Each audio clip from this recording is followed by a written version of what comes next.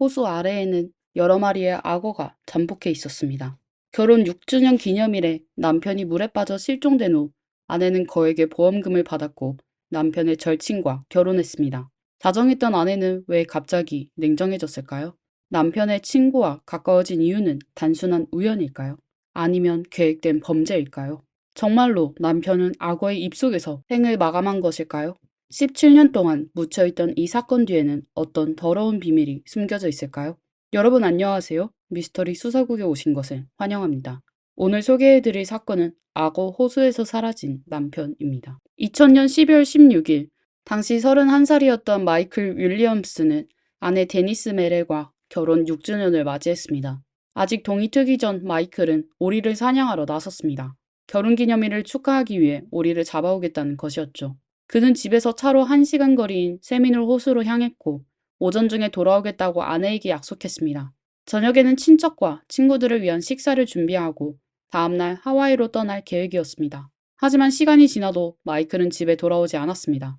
한참 후 데니스는 남편에게 전화를 걸었지만 응답이 없었습니다. 중요한 날에 남편이 늦을 리가 없다고 생각한 데니스는 불길한 예감을 느꼈습니다. 남편이 사냥하러 간 세미놀 호수는 경치가 좋고 오리가 많았지만 그곳에는 대형 악어들이 서식해 위험하기로 유명한 장소였고 실제로 여러 차례 악어의 공격 사고도 있었습니다. 오리 사냥은 남편이 매우 좋아하는 취미였지만 결코 쉬운 활동이 아니었습니다. 보트에 올라 물 위에서 오리를 잡아야 하는 만큼 숙련된 사냥 기술과 주의가 필요했기 때문입니다. 마이클은 16년 경력의 사냥꾼이었지만 데니스는 남편의 안전을 늘 염려했습니다. 특히 이날처럼 중요한 날에 남편이 늦고 연락이 되지 않자 데니스는 점점 더 불안해졌습니다. 게다가 기상예보는 폭풍우가 몰려올 것이라고 경고했기 때문이죠. 결국 데니스는 집에 있던 어린 딸을 돌봐야 했기에 아버지와 남편의 친구인 라이언 윈체스터에게 도움을 요청했습니다. 다행히 라이언은 인근 호수에서 사냥 중이었기에 바로 달려올 수 있었습니다. 1시간 뒤 데니스의 아버지도 호수 입구에 도착했습니다. 그들이 도착했을 때 마이클의 차는 호수 근처에 주차되어 있었고 보트는 이미 물 위에 내려진 상태였습니다. 이 사실은 그들을 더욱 불안하게 만들었죠. 두 사람은 서둘러 호숫가로 가서 남편을 찾기 시작했지만 1시간이 지나도록 아무런 단서도 찾지 못했습니다. 날은 점점 더 어두워졌고 겨울이라 호수의 물은 얼음같이 차가웠습니다. 데니스의 아버지는 결국 경찰에 신고하기로 했습니다. 경찰은 헬리콥터와 탐지견을 동원해 수색을 시작했지만 불행히도 폭풍우가 찾아와 수색이 중단될 수밖에 없었습니다. 다음날 새벽이 되어서야 한쪽 호숫가에서 마이클의 보트가 발견되었는데 보트 안에는 모든 물건이 그대로 있었지만 마이클의 모습은 보이지 않았습니다. 10일간의 수색 작업 후에도 마이클의 흔적은 전혀 발견되지 않았습니다. 이 호수는 인공호수로 원래 과수원이었기에 호수 바닥에는 나무 그루터기가 많고 얕은 물속에는 검은 수초와 진흙이 가득하여 짧은 주둥이의 악어들이 서식하기 좋은 환경입니다.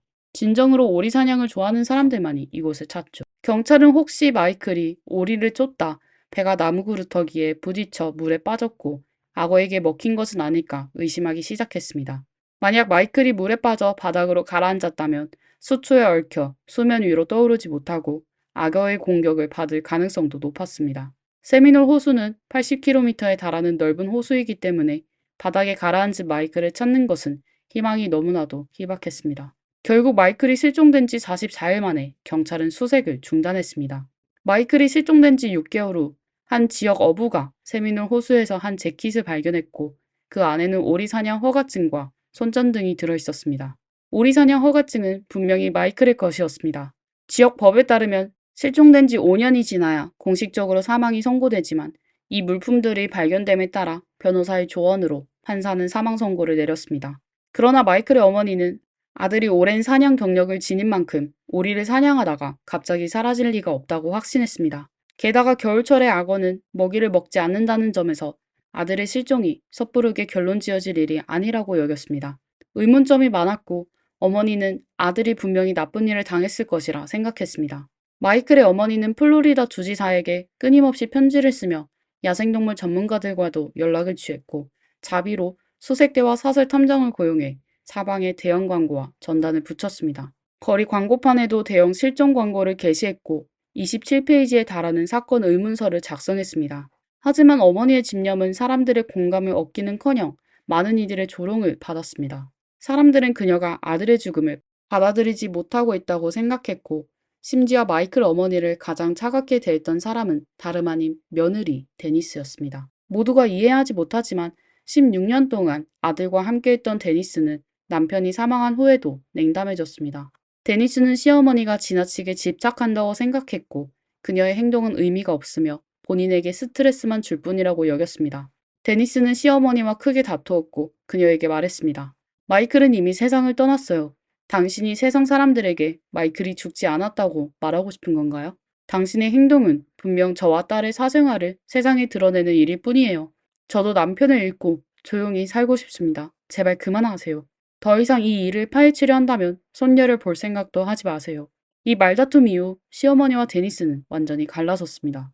그러나 시어머니는 데니스의 말에 굴하지 않았고 사건 재조사를 요청했습니다. 사건에는 정말로 무시할 수 없는 몇 가지 의문점이 존재했습니다. 첫 번째 의문점은 당시 기온이 급격히 떨어져 세미놀 호수의 야간 기온이 영하 8도에 달했고 호수는 약 6m까지 얼어붙었다는 점입니다. 생물학자들에 따르면 악어는 겨울철 추운 날씨에 체온을 유지하기 위해 한 곳에 가만히 머무르며 전혀 먹이를 찾지 않는다고 합니다. 설령 악어가 먹이를 먹었다고 해도 키 178cm에 몸무게 77kg인 마이클의 신체에서 어떤 흔적도 남지 않는 것은 매우 이례적입니다.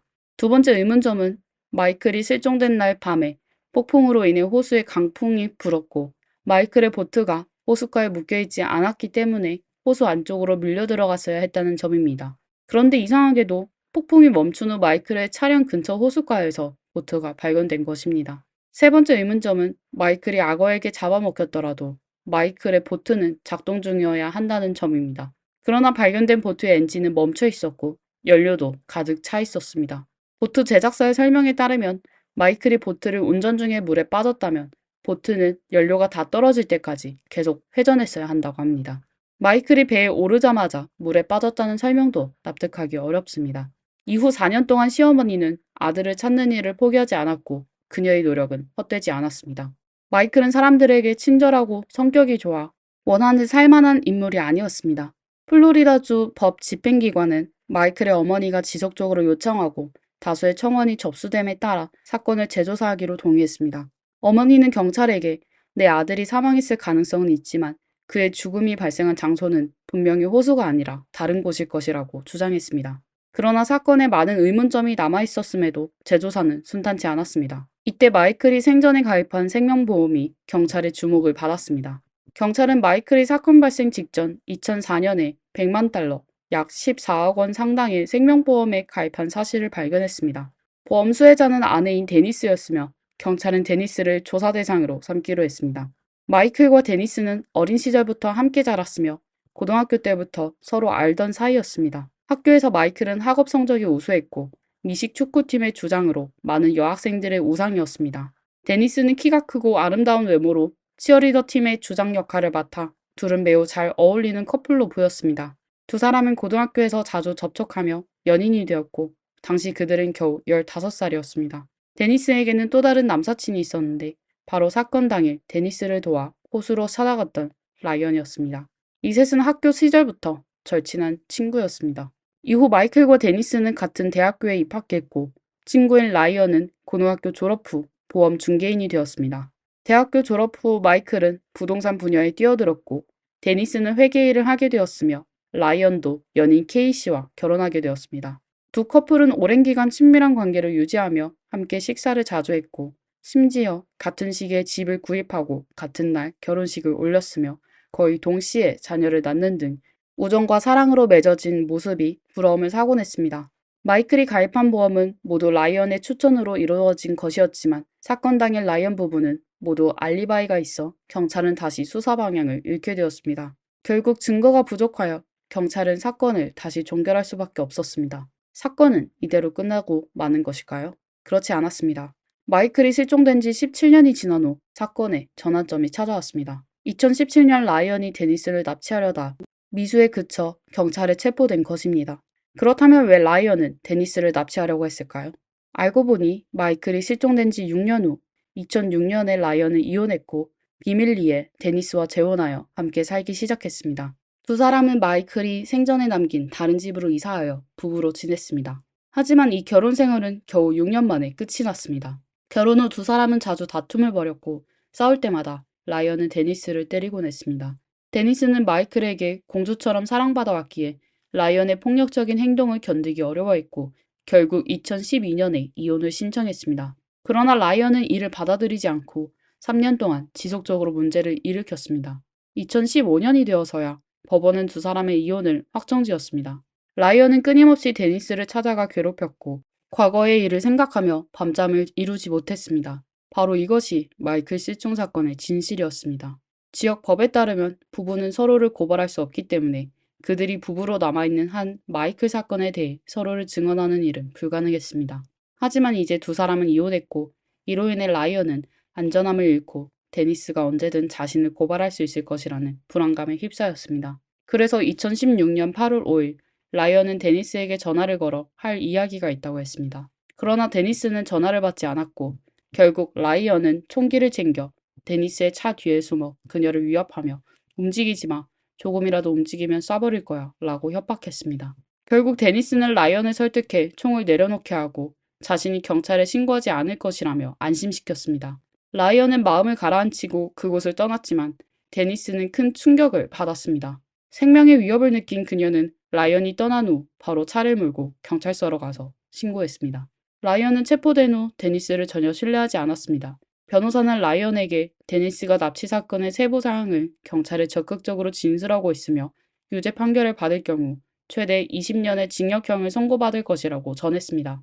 이에 격분한 라이언은 차라리 모든 것을 폭로하기로 결심했습니다. He was waiting for me in the back of my car with a gun.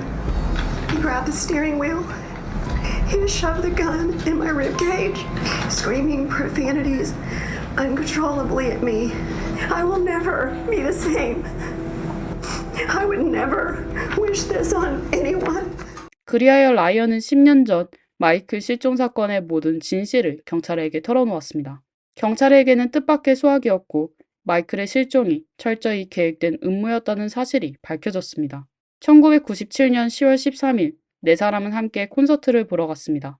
마이클과 케이시는 먼저 주차를 하러 갔고 그동안 데니스와 라이언은 먼저 공연장으로 들어갔습니다. 그런데 두 사람은 공연장에 들어가자마자 서로에게 이끌려 충동적으로 키스를 했습니다. 그 이후 두 사람의 관계는 급속히 발전하여 밀접해졌고 두 사람은 영원히 함께할 방법을 고민하기 시작했습니다. 데니스는 이혼을 원하지 않았고 현재 누리고 있는 부유한 생활, 넓은 집, 그리고 완벽한 아내라는 이미지와 사회적 평판을 포기할 수 없었습니다. 데니스는 남편이 사고로 사망한다면 자신이 잃을 것이 없을 뿐 아니라 라이언과 함께할 수 있을 것이라고 생각했습니다. 그리하여 데니스와 라이언은 우발적인 사고처럼 보이도록 비밀 계획을 세웠습니다. 계획을 실행하기 전에 라이언은 마이클에게 100만 달러의 생명보험에 가입할 것을 제안했습니다. 마이클이 가입한 보험은 모두 라이언의 추천을 받은 것이기 때문에 마이클은 별다른 의심 없이 바로 가입했습니다. 사건 발생 하루 전인 2000년 12월 15일 라이언은 마이클에게 자신이 오리 사냥을 위한 새 장비를 샀으니 함께 나가 시험해보자고 했습니다. 다음 날이 마침 마이클과 아내의 결혼 6주년 기념일이라 마이클은 축하를 겸해 오리를 사냥하러 가기로 했고 두 사람은 약속을 잡았습니다. 이튿날 두 사람은 차를 몰고 호숫가로 향했고 마이클이 배에 올라탄 순간 라이언은 그가 방심한 틈을 타 마이클을 호수에 밀어넣었습니다. 마이클은 방수 작업복을 입고 있었기에 물이 차오르면 수면 위로 떠오르기 어려운 상황이었습니다. 하지만 마이클은 호수에서 작업복을 벗어던지고 나무 그루터기를 붙잡았습니다. 뒤를 돌아본 라이언은 마이클이 당황한 표정으로 자신을 바라보고 있는 것을 발견하고 급히 마이클을 향해 총을 쐈습니다. 이후 라이언은 마이클의 시신을 호수 북쪽 8km 지점에 묻은 뒤 다른 친구들과 사냥을 하러 다른 호수로 가 아무 일도 없었던 것처럼 행동했습니다. 그리고 데니스의 전화를 받은 후 데니스의 아버지와 함께 마이클을 찾기 위해 호수로 나섰습니다. 2018년 5월 8일 데니스는 경찰에 의해 공식적으로 체포되었습니다. 4일간의 재판 후 배심원단은 8시간 동안의 논의를 거쳐 데니스에게 1급 살인죄로 종신형을 선고했습니다. 하지만 라이언의 재판 결과는 아마 실망스러울 수도 있습니다. 라이언은 경찰에 마이클의 시신이 있는 장소를 알려주고 데니스를 지목하는 증언을 제공함으로써 면책 협정을 맺었습니다. 라이언은 마이클에게 가한 범죄로는 어떤 형벌도 받지 않았고 오직 데니스를 납치한 형의로만 20년형을 선고받았습니다. 마이클의 어머니는 데니스에게 물었습니다. 왜 마이클과 이혼하느니 차라리 그를 죽게 했나요? 데니스는 대답하지 않았습니다. 그녀는 자기 자신밖에 모르는 사람이었죠. 그녀는 더 이상 마이클을 사랑하지 않았지만 마이클이 제공하는 모든 물질적 혜택을 탐냈습니다. 그녀는 자신을 완벽한 아내로 바라보는 타인의 시선이 더 중요했기에 16년 동안 함께한 남편이 죽는 것을 방관할 정도로 냉혹했습니다. 모든 것을 소유하고 싶어 했지만 결국 그녀는 모든 것을 잃고 말았습니다. 마이클의 어머니에게는 이 사건이 오랜 시간 동안 가슴 아픈 싸움이었습니다. 하지만 이제서야 비로소 그녀는 아들을 편히 쉬게 할 수 있게 되었습니다. And right now, until somebody can bring me absolute, definite proof that Michael is dead, I'm going to believe that he's going to come home. 이것으로 오늘의 사건을 마치겠습니다. 이 사건에 대해 여러분의 생각을 댓글로 남겨주세요. 영상이 마음에 드셨다면 좋아요와 구독도 잊지 마세요. 여기는 미스터리 수사국이었습니다. 다음 시간에 다시 뵙겠습니다.